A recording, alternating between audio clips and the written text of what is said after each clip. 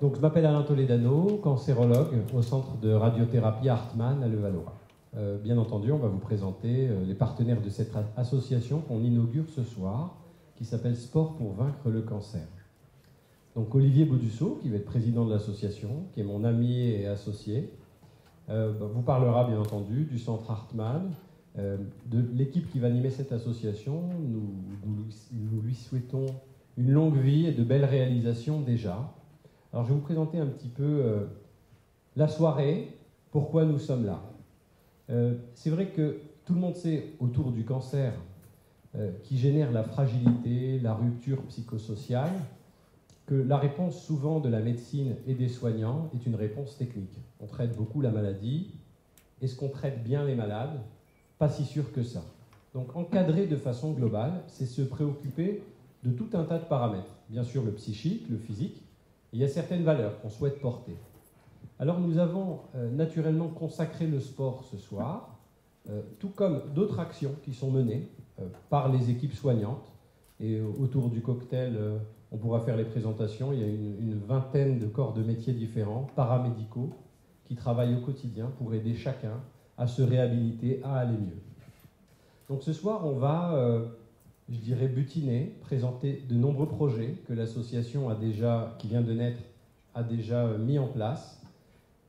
On a la chance d'avoir Madame Bourdet-Mathis-Laurence, qui est élue à Levallois, qui représente le secteur sport. Donc on est en plein sur notre thématique, donc sur le plan, je dirais, institutionnel et amical. Je la remercie d'être là, d'être présente.